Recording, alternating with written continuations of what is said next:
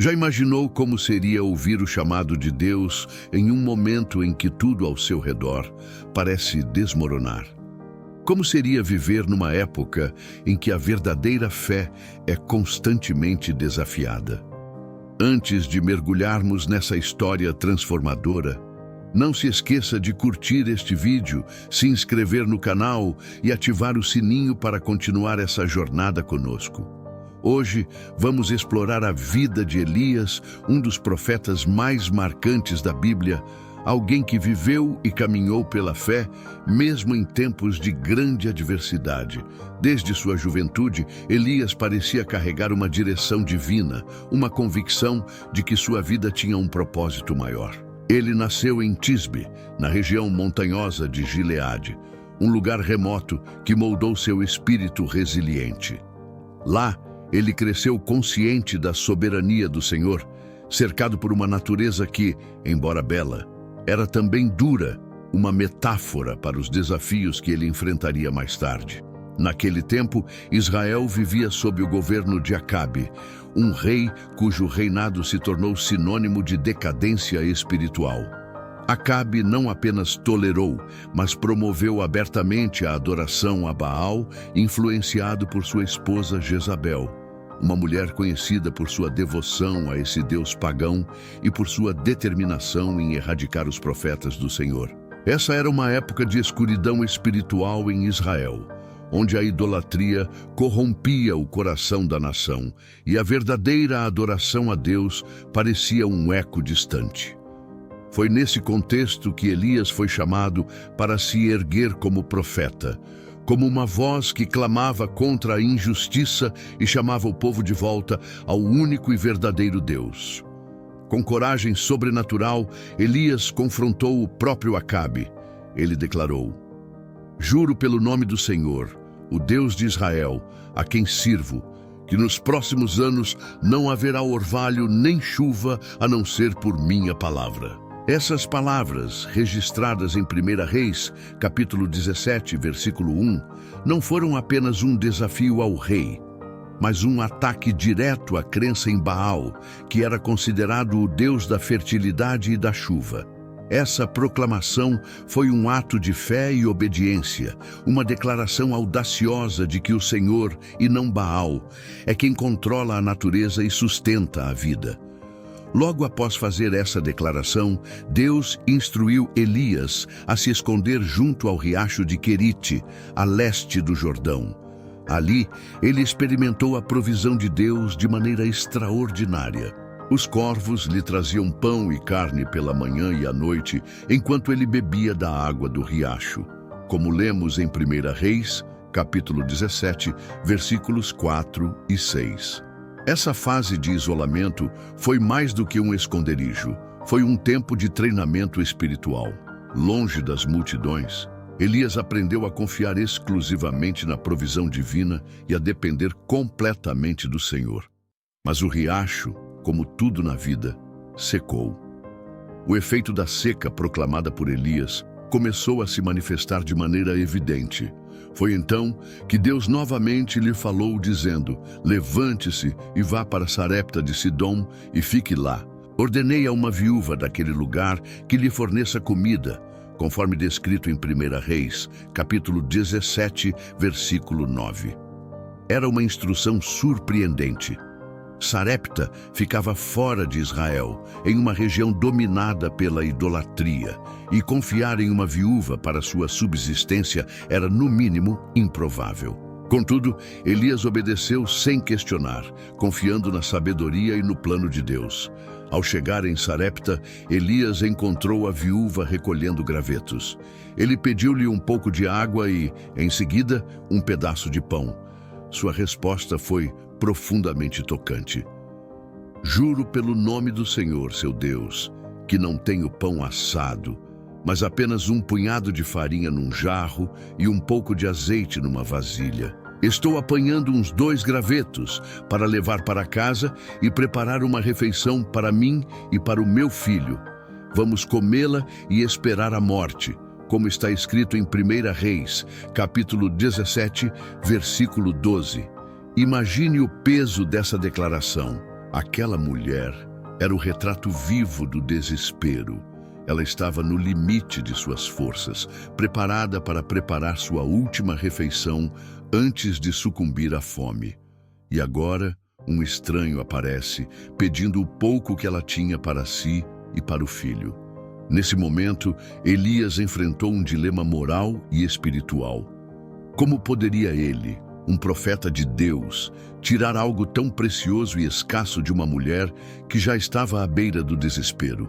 Mas Elias tinha um propósito. Ele sabia que não estava ali por acaso. Sua missão era mostrar àquela mulher e a todos que ouvissem sua história o poder da fé e a fidelidade de Deus. Ele respondeu com uma promessa que mudaria tudo. Não tenha medo. Vá para casa e faça o que disse, mas primeiro faça um pequeno bolo para mim e traga-o. Depois faça algo para você e para seu filho. Pois assim diz o Senhor, o Deus de Israel: a farinha na vasilha não se acabará, e o azeite na jarra não secará até o dia em que o Senhor fizer chover sobre a terra. Essa promessa está registrada em 1 Reis, capítulo 17, versículos 13 e 14. A viúva, movida por uma fé que desafiava a lógica, obedeceu. E o que aconteceu a seguir foi nada menos do que um milagre. Durante todo o tempo da seca, a farinha e o azeite nunca se esgotaram. A provisão de Deus foi constante, suficiente e um lembrete poderoso de que Ele é o Deus que cuida dos detalhes e supre as necessidades de seus filhos, mesmo nas circunstâncias mais difíceis. Essa história nos ensina sobre a coragem de obedecer a Deus, mesmo quando suas instruções parecem incompreensíveis. Elias confiou no Senhor e seguiu suas ordens, mesmo quando isso significava depender de uma viúva pobre em uma terra estrangeira. A viúva, por sua vez, demonstrou uma fé simples, mas poderosa, ao acreditar na palavra de Deus transmitida por Elias. E Deus, fiel como sempre, provou que nunca abandona aqueles que confiam nele. Assim, nos perguntamos: como está nossa fé hoje? Confiamos em Deus para suprir nossas necessidades, mesmo quando tudo parece perdido? Estamos prontos para obedecer, mesmo quando não entendemos o propósito?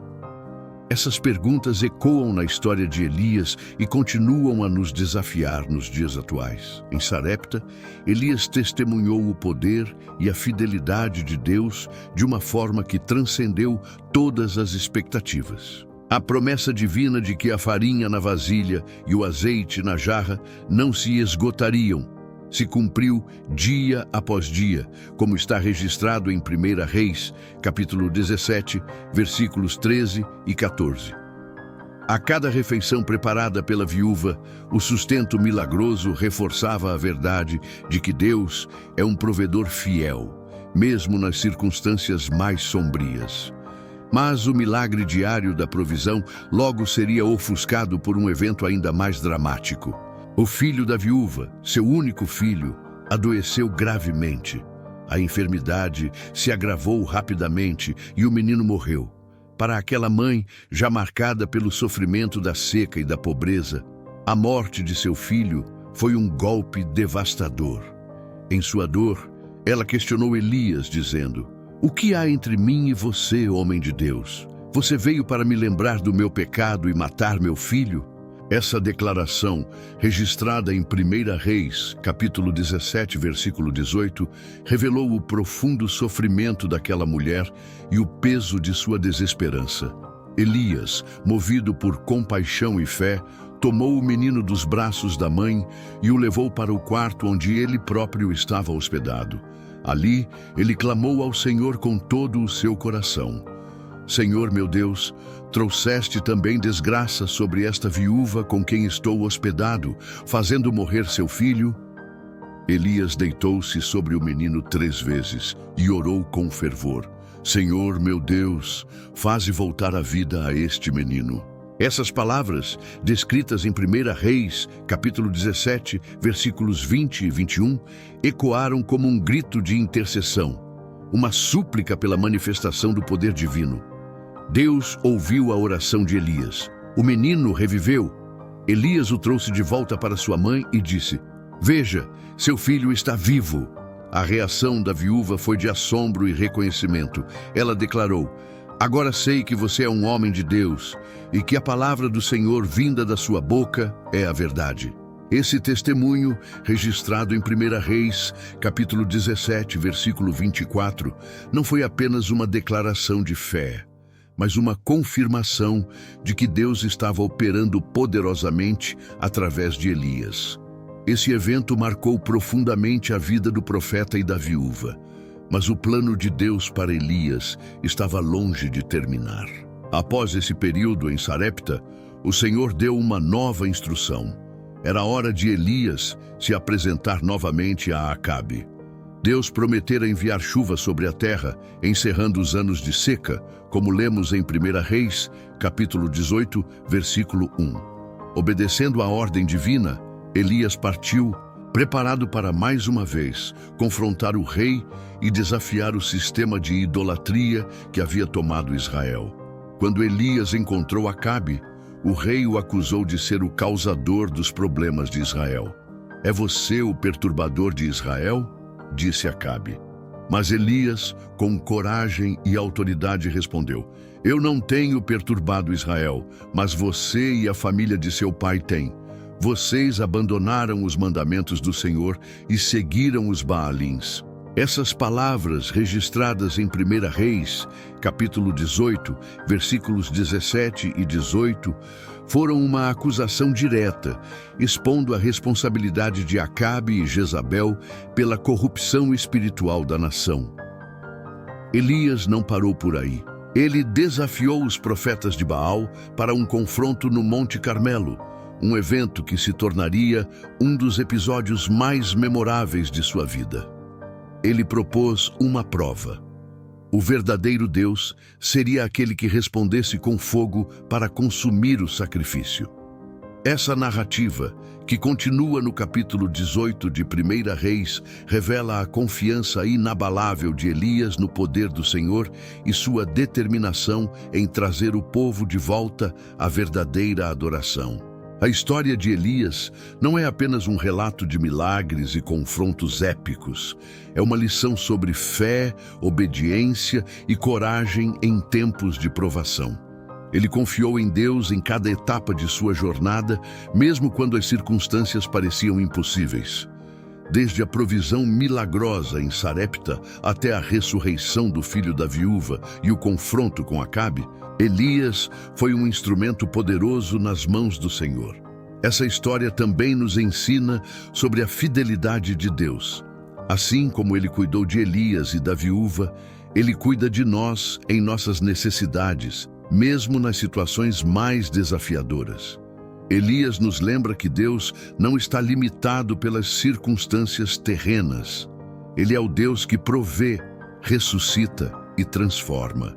E então, como Elias, somos chamados a confiar em Deus de todo o coração. Somos desafiados a ser corajosos em nossa fé, mesmo quando parece que estamos enfrentando forças maiores do que nós. E somos convidados a lembrar que, assim como Elias foi usado para demonstrar o poder e o amor de Deus, também podemos ser instrumentos de sua graça em um mundo que precisa desesperadamente de esperança. Se você se sentiu inspirado por essa história, deixe seu like, compartilhe este vídeo e inscreva-se no canal para mais conteúdos como este. Comente abaixo qual parte da história de Elias que mais tocou o seu coração. Sua interação é muito importante para nós e juntos podemos compartilhar essas mensagens poderosas com mais pessoas. Curtiu o vídeo? Na descrição você encontra produtos incríveis para fortalecer sua fé e transformar seu dia. Confira agora!